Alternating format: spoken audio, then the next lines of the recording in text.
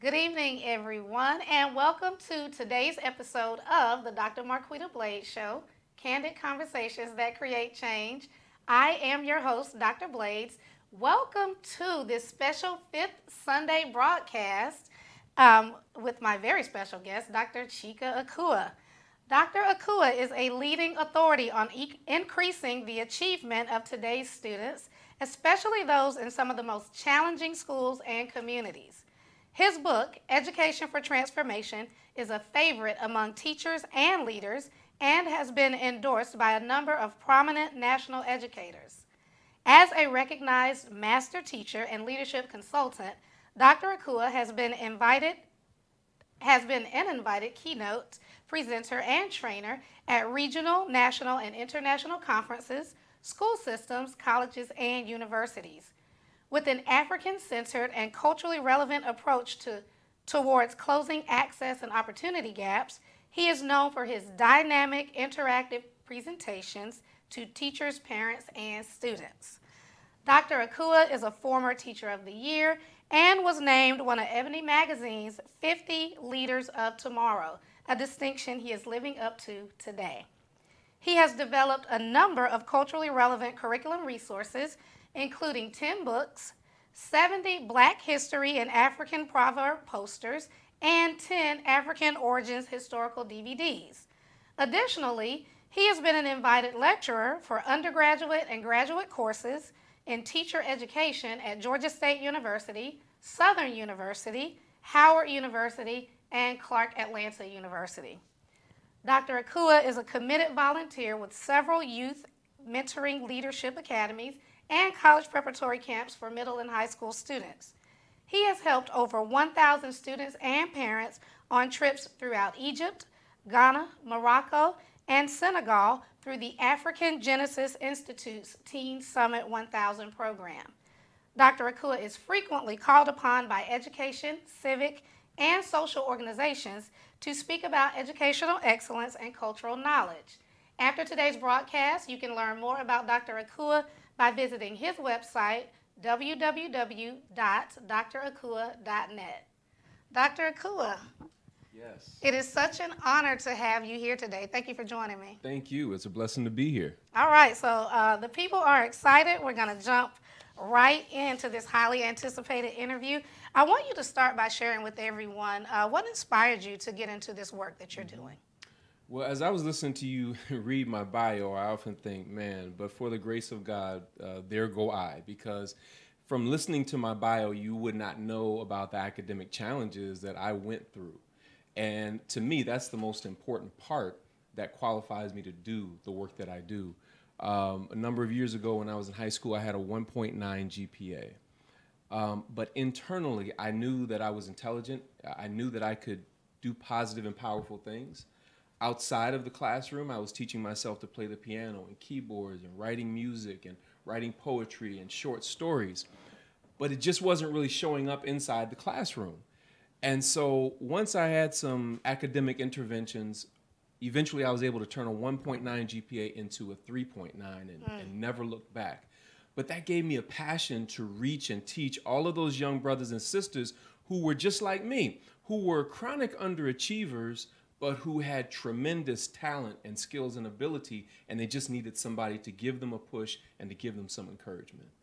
Wow, Dr. Akua. I'm sure most people who have heard of you, but maybe have never attended one of your lectures or speeches would have never guessed that you once faced academic challenges. So what do you think are some of the critical issues relative to educating children of color? I think one of the biggest challenges that we're facing right now, to me, in the work that I do in urban school districts, so much hangs and hinges on this issue of culture and whether or not teachers and leaders understand the role of culture in the education of children, especially our children, especially Black children and children of color, who oftentimes are in schools that are underfunded, who oftentimes are in schools with the most number of uncertified teachers, and who are oftentimes in schools with the number of least credentialed teachers and least experienced teachers. And so in addition to the issue of culture, the issue of funding comes into play. The distribution of resources to urban and inner city schools where we typically predominate and populate, oftentimes those are under-resourced and underfunded schools, and that has a tremendous impact on the educational outcomes of the students in those schools.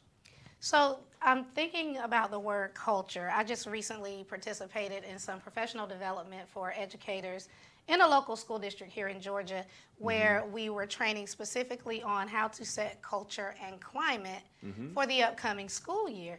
However, culture, as it relates to that work, is specifically just addressing how do you do business in your classroom. When you say culture, though, I know that you're speaking about something deeper than that. So can you give us a broader definition of what you mean by culture? Sure. So I'm speaking about ethnic culture. I'm speaking about the nationality, the ethnicity of the students that we teach. That plays a tremendous role in how students approach the knowledge and information that's being dispensed by teachers. It also plays a critical role in the methods as well as the materials that teachers use to reach and teach our children. But there's also the one that you talk about, climate, in terms of the general flow and feel of how things are done in schools. And the ethnic culture oftentimes has an impact on the school culture. So Yes. I do presentations on transforming school culture because there has to be an achievement identity in the school, in the classroom, and in the students. And it's the teachers and the leaders' responsibility to create that climate to help students to have an achievement identity. Now, when you talk to a lot of people, one of the first things that they'll say is, oh, that should come from home. No arguments here. Of course it should come from home.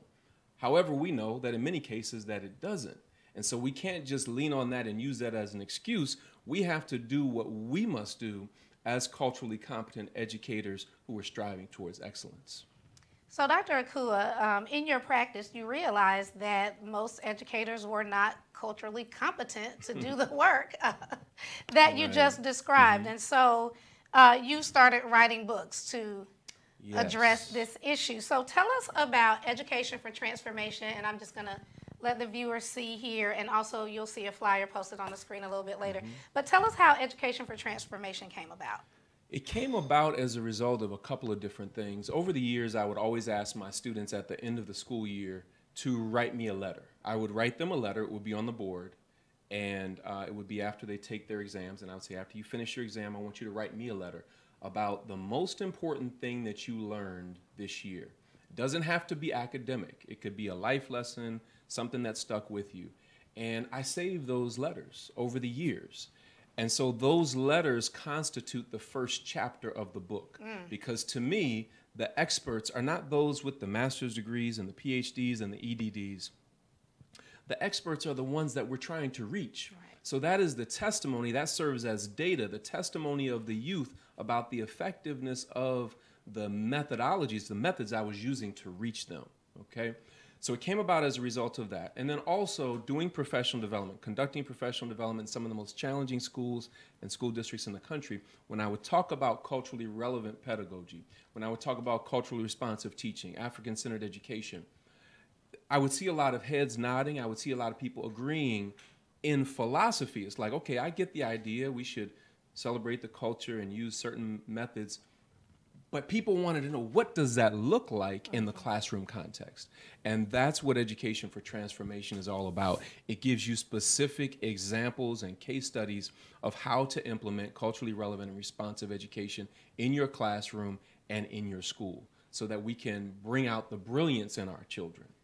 So for a teacher who is not historically competent, from a cultural aspect, what other resources do you have in particular that can help? Sure, and depending on what subject or what age range a teacher teaches, we have a number of different resources. For example, we have the book Reading Revolution, which is a collection of 90 reading selections, and is set up in the standardized testing format. But the idea is to increase cultural awareness as well as character development and test-taking skills all at the same time. But the reading selections are about African and African-American historical people and personalities. Okay, that's one example.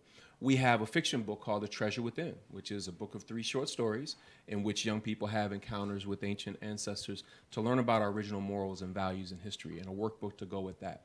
We have an entire series of Black history and African proverb posters, because everywhere I would go across the country, I would come across teachers where I'm telling them, you have to create a climate of transformation in your classroom. Because when I leave your classroom, all I see is images of people who look like me as pimps, players, criminals, and thugs. It's all over regular media. It's all over social media.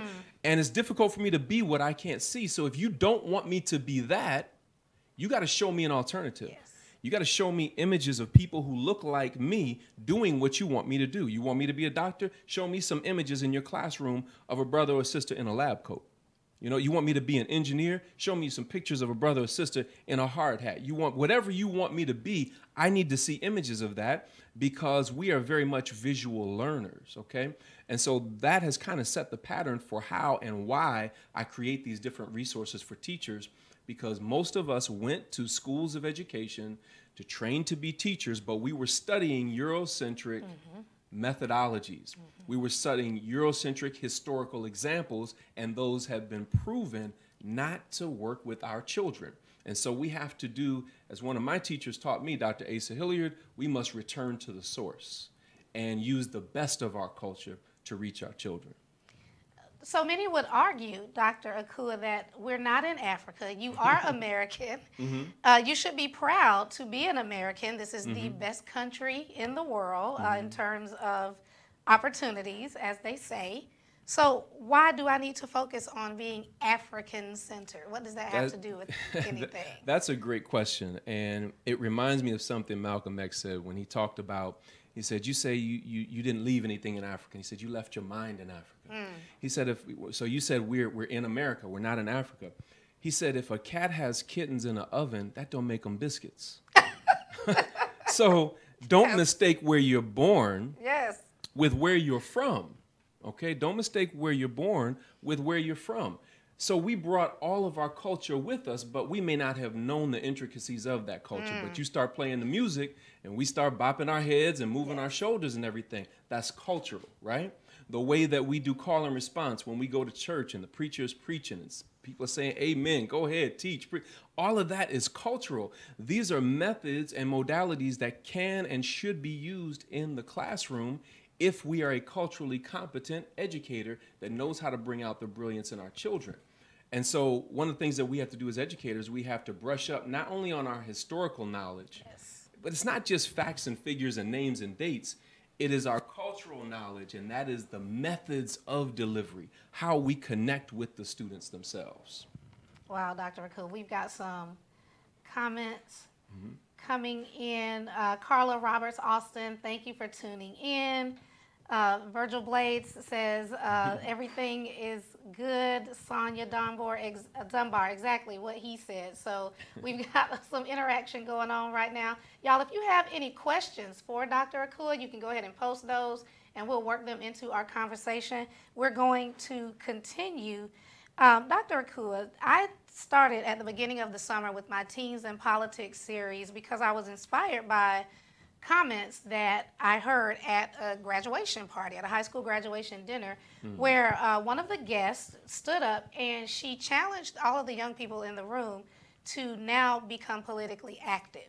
She said, you know, I don't want to give you the same cliche advice that everyone else gives, you know, look to your parents and think back on the lessons. She said, no, you're 18, you're out of high school, this is where real life begins and our power is in our vote. So she challenged them to become politically active, which then inspired me to have a series of talks on this show about why so many people in the African American community are not politically active. So I want to ask you, are there any cultural or historical contexts that kind of dictate the way we participate or don't participate in the political process? Oh, absolutely. So, and bridging this with your last question, African-centered education is using African ideas and ideals or standards to meet needs and solve problems in our communities, okay? So if we're talking about meeting needs and solving problems, politics plays a heavy role in that. But one of the challenges that we face is that no one ever took the time, oftentimes, to explain what politics is. So years ago, in my days of ignorance, I was that brother who said, oh, I'm not into politics. And I cringe when I hear people, have you heard people say that before? Yes, all the time. And so the reason I cringe when I hear that is because now I know what politics is. I was thinking, oh, it's just people dressed up in suits, you know, talking heads, saying whatever they thought people wanted to hear. That's not what politics is. That's kind of the form or fashion of the way it appears to the general public. But politics, let me give you a definition. Politics is simply the distribution of resources, okay? So I want you to consider that. Politics is the distribution of resources. It's what's responsible for the roads and bridges in your community. So if you got potholes and broken down roads and different things, it's responsible for education in your community. Yes. Politics is a distribution of resources that's responsible for the policing in your community.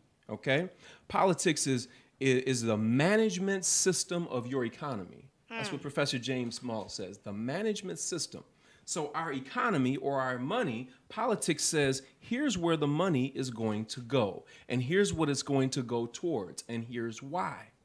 Man, so when I used to say I ain't into politics, I didn't realize politics was into me. Yes. All day, Everywhere, yes. And so we have to have a say in that.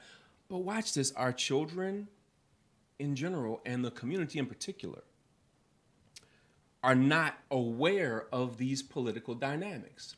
And what happens is we tend to get on the side of simply complaining about things rather than actually making things happen and holding political candidates accountable for what we tell them. So when we teach our children the legacy that we have, and what it took for us to gain the vote, and then what we did with the vote to gain power, then we would see a very, very different set of outcomes and actions. So you're telling me this all just goes back to a culturally relevant curriculum. Exactly. Meeting needs and solving problems. And it has to start there. We can't just kind of pick up in our current condition and expect people as a whole to jump on board and say, oh, yes, I'm going to be politically active. So here's what happens. When you have young people who have been properly taught the mechanisms of political and economic control, they will either replicate what their elders did, the best of what they did, or they will take it to another level, or both, okay? But they tell us, researchers tell us today, that this is the first generation of African Americans who will not meet the same professional standards and same standard of living that their parents did. So somewhere along the line, we drop the baton, if you think of it as a relay race. And so we have to pick it back up and get back in the race and get people active. And what better time than now when you have the first African American woman who is poised and positioned to possibly become governor of the state of Georgia. And we also are facing the possible election of an African-American state school superintendent. I think, though, that our young people don't realize how much these individuals impact their daily lives. I know that they are aware of presidential elections and things of that nature. And even in that respect, after having an African-American president for 8 years, we still haven't seen a large increase in political activism from our community. So what do you think is the reason, after having that example, the highest position in America for 8 years, and we still don't really see an overall change in behavior? So we really have to get more sophisticated with our understanding of how politics operates, okay? First of all, politics is a team sport, okay? So it's not just me going to vote. It's me and everybody that I know going to vote, okay? It's not just me educating myself on the issues and the candidates. It's me, circulating that information the same way that you have. And I really want to applaud you for that, because that's had a direct impact on the voting in my family, okay?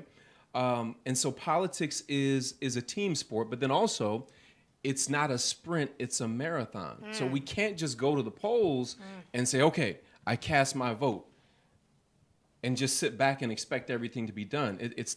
No, you have to keep going. It's a process, okay? It's not just a program. The other thing that we want to be mindful of is that we have to constantly advocate for what we want, okay? And the part of politics that most people don't understand is the economic foundation. Politics without economics is symbol without substance. So sometimes we have black elected officials, but the people who are paying for them to be in place don't look like us. Yes. And so we wonder why, when we voted for them, they're doing someone else's bidding, speaking to someone else's needs, speaking to someone else's problems, because those are the people that are financially supporting their campaigns. And so we have to understand the economic foundation behind politics. And I don't know anybody who said it better than Dr. Claude Anderson. He said, if you can't buy a politician, you need to at least rent one. That's what powerful people do. Yes. Matter of fact, powerful people give donations on each side of the aisle. That way, whoever wins, they have a say-so in how to guide and direct that candidate to meet their needs and solve their problems. This is what I mean when I say talking about being more sophisticated politically. Wow, Dr. Akua, that's a lot for us to think about in terms of the definition of politics. I'm not sure about you all, but I've never quite heard it broken down that way before. We are going to switch gears just a little bit. I've been seeing a lot recently with the increase in the number of young people going into entrepreneurship, particularly the millennial generation. And so a lot of them are saying, I regret going to college, or college is useless, or my degree was a waste of time or a waste of money. How does it make you feel when you hear people saying that they regret pursuing higher education? I have mixed feelings. On the one hand, I'm happy, because to make that statement requires a certain level of economic and cultural consciousness. I'm a bit saddened because those students may not have been taught how to monetize their college education. And so, yes, I am in favor of students going to college, but that's not all. When I'm asked to speak at high school graduations or at assemblies and different things, I tell high school students, you need to have marketable skills, whether you go to college or not. What does that mean? That means, brother, you may need to go get your barbering license, okay? Sister, you may need to go get your cosmetology license. You may need to learn how to do photography and video, web design. All of these are marketable skills, by the way, which I have paid for and have been willing to pay for as an entrepreneur myself, hiring people to do videography and web design and different things like that for me. And so if you're just relying on a college degree, that is not enough today. So even if you haven't been to a 4-year college, you may want to go and get your HVAC certification to work on heating and air. You may want to get your plumber's license, because a lot of those types of industries will be making more money and will have more marketable skills than those who have a quote-unquote 4-year college degree. So we need to kind of balance the equation as it relates to understand how to properly monetize a college degree and how to set yourself up for success. That's actually a conversation that I had to have with my son, because he was convinced. He was the same way. And he even tried to put it on me. He said, Dad, I've been to some of your speeches. I've heard you talk about it. I said, wait a minute, don't twist my words. We still want you to go to college, and you're certainly able to do that. You got a 3.5 GPA. You knocked the SAT out the park, did far better than I did, right? But it's the consciousness that you're going to college with, okay? And the skills that you already have that you will continue to develop in addition to that degree. Yes. And now you become that much more equipped to serve your community. Thank you for that. Now, let's give a little advice to our educator friends.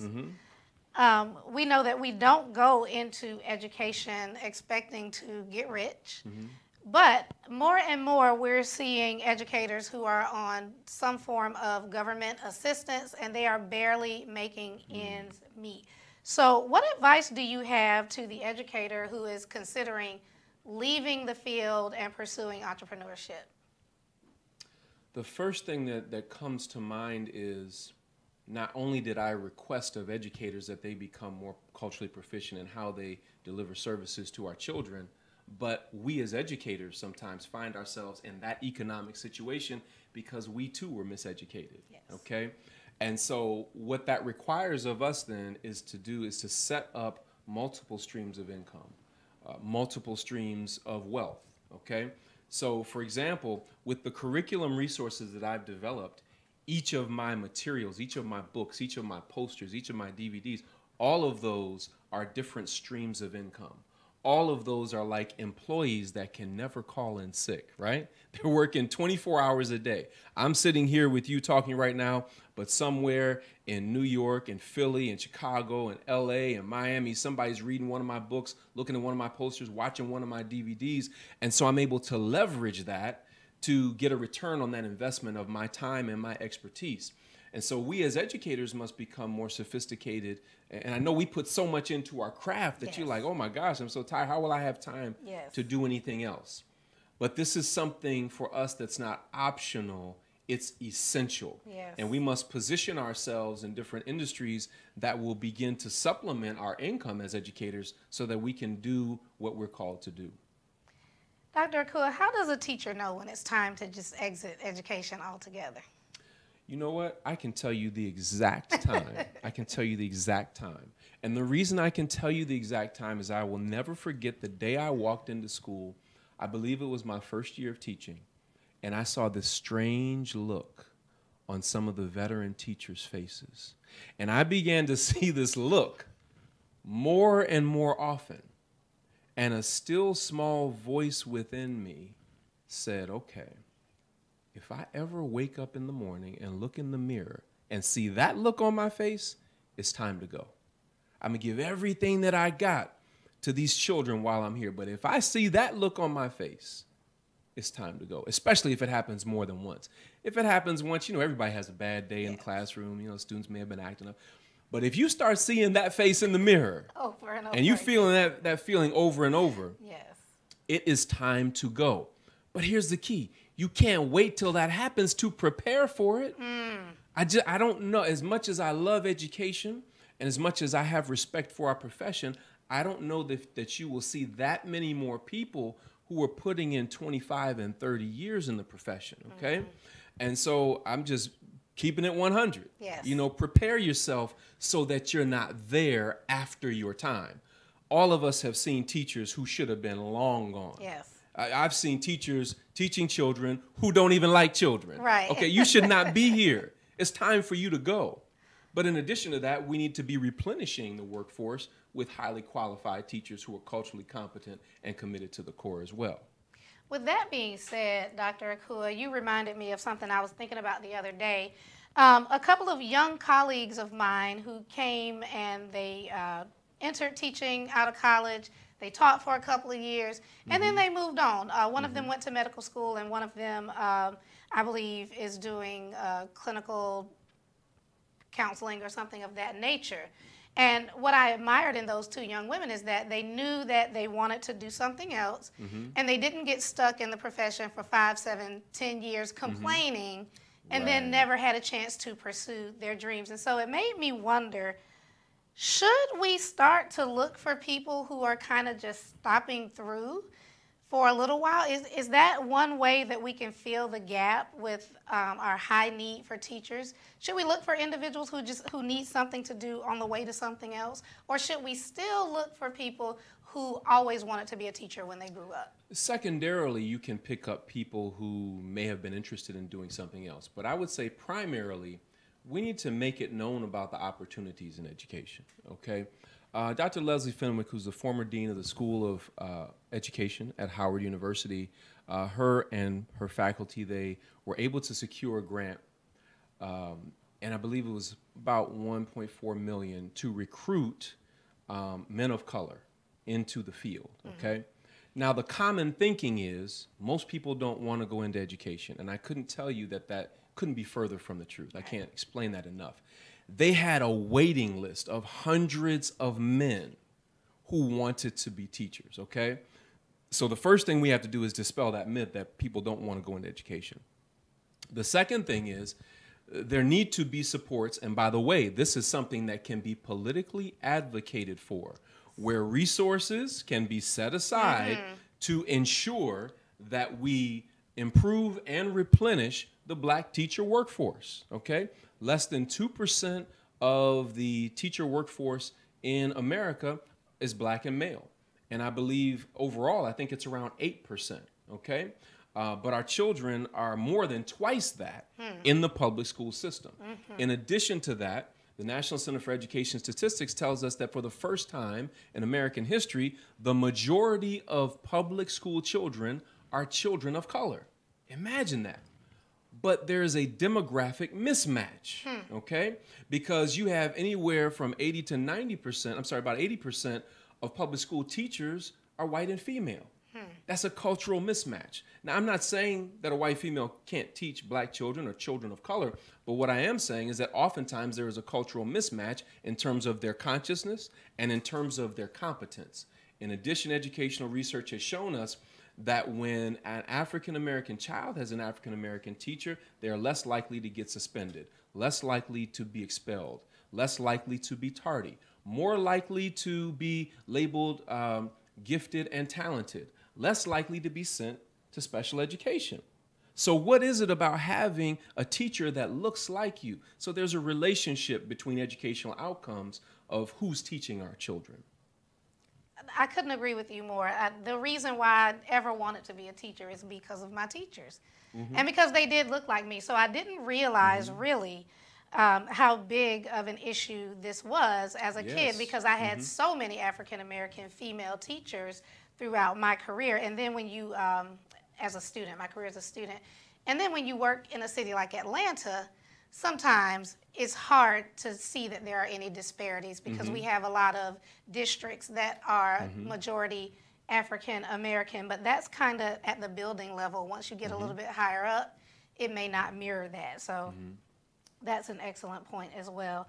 So, Dr. Akua, what is your response to people who say that the standard of teachers has declined over the years, and this is why the profession is not getting the respect that it deserves, is because the teachers don't live up to the same standards as they did in previous years? I think that goes back to passing on that standard, just like we're concerned about what young people do and don't do, but we can't blame them if we haven't properly passed on that knowledge and information from the best of our culture. And so a lot of people are completely unaware of the standard of excellence in our community as it relates to education, literally going all the way back to Africa. Let me give you a quick example. In the Nile Valley of Africa and many of the empires of Kemet, Nubia, and Kush, we had free public education for males and females.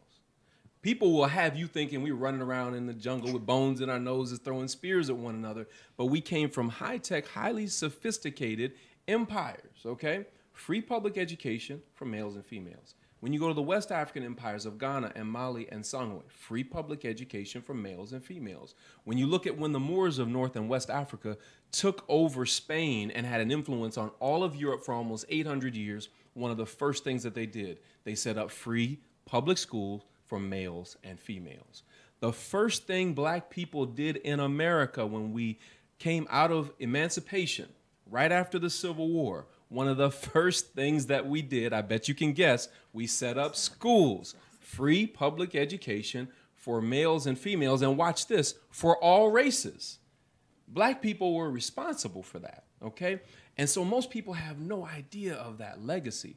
I grew up hearing about that legacy from my parents. My father went to the historic Dunbar High School in Washington, D.C., an academic and athletic powerhouse during the times of segregation that routinely outperformed white schools, okay?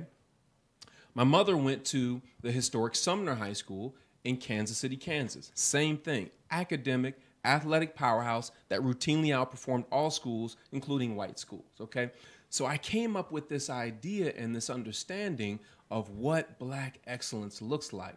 But most people have never been exposed to that.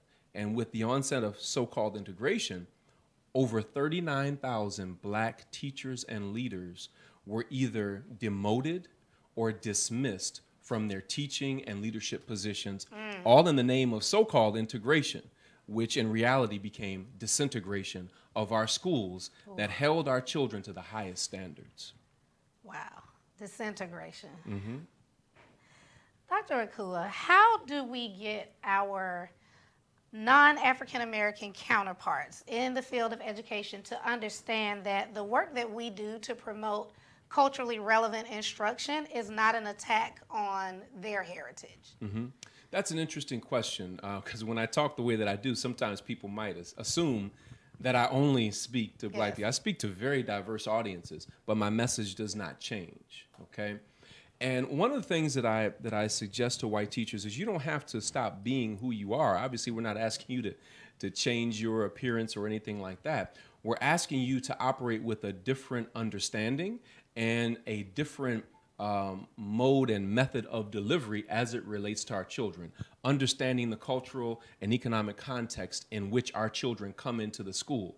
Don't see them as deficient just because they may be different from you, which I know was assumed of me. I was accused of plagiarism when I was in high school, and the teacher just assumed, I don't know if this has ever happened to you, if you got a paper back and you were expecting to see a number grade or a letter grade and it just says, see me.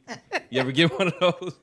I got one of those, and I went up to see him, and I said, well, you wanted to see me? He said, yeah. He said, what does this word mean? It was an essay. I told him what the word meant. He said, what does this word mean? I told him what the word meant. The dictionary definition, in context, everything. He went through 5 or 6 words, but after I explained, he still said, you didn't write this paper. Because in his mind, somebody that looks like me is not supposed to be able to write like that. He didn't know that I would go on to become a teacher, a language arts teacher like him, a teacher of the year, training teachers nationally and internationally, being on radio and television. And I don't say all that to impress anybody, but to impress upon us that culturally relevant and responsive teaching is a mindset and a method. And that's what we're trying to get across to all teachers, regardless of ethnicity. And I'll give one more example. Samuel Proctor has a book called The Substance of Things Hoped For. And in it, he shares a story about a young girl, and I don't remember her name, so I'm going to say her name is Keisha. And Keisha has a white female teacher named, let's say, Mrs. Johnson. And Keisha goes up to Miss Johnson one day, and she says, Miss Johnson, are you Black? And Miss Johnson looks at her a little shocked, and she says, well, no, sweetheart, I'm not Black. Why would you ask me that? She said, because you got soul. You see, before being in Miss Johnson's class, she had already assumed soul to be something that only Black people had. But when a Black child walks into a classroom with a teacher that's culturally competent, that loves them, that elevates and celebrates their culture, that is clear about social emotional learning modalities, then they got soul. And that was what Keisha experienced in that class. And so that's what we ask for and expect of teachers today, is that you cannot come to this profession without seeking cultural competency. We're all seeking and striving. I love it, Dr. Akua. So as we approach the beginning of the 2018-2019 school year, there are several teachers out here who will not have access to the type of training that we've spoken about today. What are some quick tips that you can share just to help them get the ball rolling in their own classrooms with being more culturally competent? Sure. So the first thing I mentioned was creating a climate of transformation. That is having proper representation in the images in your classroom, showing images of people of color that look like the children that you teach, demonstrating the types of behaviors and excellence that we want them to see. I really want to encourage everybody that's watching to go on to drakua.net. That's DRAKUA.net, because we also have some YouTube video clips of and they're short clips, so they're easily digestible, that you can watch that will give you some tips and different strategies of how to set up your classroom, delivery of instruction, some of the different culturally relevant methods that we can use to reach and teach our children. One of the things for me that was really, really big was understanding not only the cultural context, but the socioeconomic context that my students were in. Because I grew up in circumstances where I didn't have to wonder where my next meal was coming from. I was never scared to walk to and from school, and I walked to and from school every day. I never worried about my safety or whether or not my mother or my father was coming home. All of those things were just a given for me. Those things are not a given for many of our children in urban centers. Those are variables. And if you cannot understand and empathize with what your children are going through, you may be asking things of them, not realizing that them just showing up is a miracle. So I'm not asking you to lower your standards. I'm asking you to help me get there in a much more sensitive way. Okay? So those are a couple of things that I would suggest. All right, Dr. Akua. So please share with everyone how they can connect directly with you other than your website. Sure. If schools are looking for any type of culturally responsive teaching training, how they can get in touch with you. Sure, and we do half-day, full-day training. We do keynotes, all those different things. And so you can email me at info, I-N-F-O, at drakua.net. Again, info, I-N-F-O, at drakua.net. That's DRAKUA.net. And you know, I'm all over the country at any given time. As a matter of fact, next week I'll be headed out to the West Coast to do some training for a few days. Then I come back and we head to Chicago and then to Missouri, just outside of St. Louis. And so what people do is they'll go on the website and they can check things out, email me, check my schedule. But I would love to come to the schools of those that are serious, and I want to underscore, serious about school transformation. And the interesting thing about it is we work with teachers, parents, and students. Now, this is key because sometimes we've been in professional development settings where we're watching a person present and they say, well, you know, that sounds good, but he don't have my students. You know, what are he going to do with my students? I've said that several times myself. Yes, and me too. So here's what I do. I say, give me your students. Yes. Put me in front of your students. And so me and my teacher transformation team, we do model teaching lessons. We go into the classroom with your students to show you how to engage them, to show you how to bring out the brilliance in them and give you specific examples of how to do that. We also do mass assemblies where we're working with them. And here's the response that we've received from some administrators that have brought us in. I had one administrator say, Dr. Akua, you just spoke to 300 students for an hour. We have teachers who cannot keep 20 students for a 20-minute mini lesson and have them interested in what you did with 300 students for over an hour, and they stayed an additional 20 minutes asking questions. And so it's the engagement strategies that we use. And so I would say to anybody that's interested in really tapping the spirit and touching the souls of our children and having them demonstrate academic excellence, we can show you how. We have the methods and the materials to do that. All right. Thank you, Dr. Akua. We have several comments from educators around the issue of whether or not they had an African-American teacher when they were growing up. And so one fabulous teacher that I used to serve with says that she had 3 from K through 6, none 7 through 12, but those definitely had a dramatic impact on my life and inspired me to teach. Thank you for sharing that with us, Guyana, and thank you for tuning in.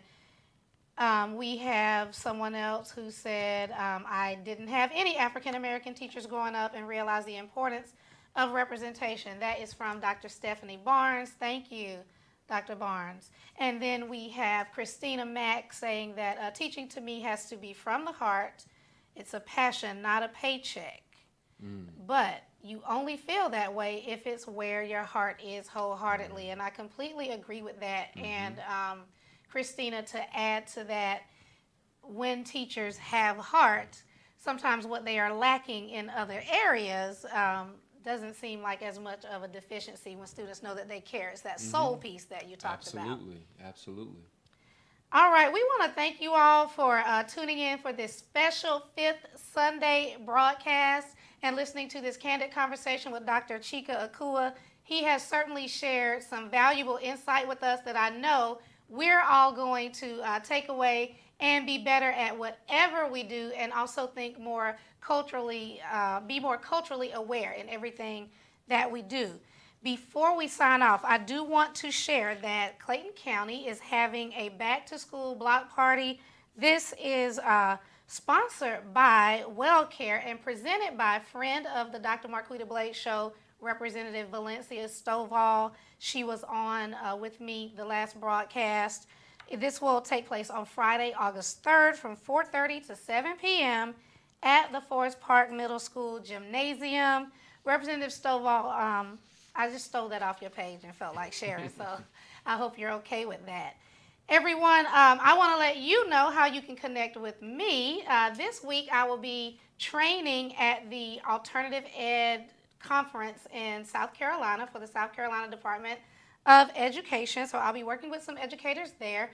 Also, I will be circulating with the Teacher Self-Care Conference that is making its way around the country. So make sure you look for that, especially my teachers who feel like they are in a position where they need to be recharged and you are questioning your commitment to the field. The Teacher Self-Care Conference is exactly what you need. So look that up, teacherselfcare.org, I believe, is the website. On Facebook, you can find me at Marquita Smith Blades or the Dr. Marquita Blades Show. Thank you again for joining me on this special Fifth Sunday broadcast, and we will see you next time.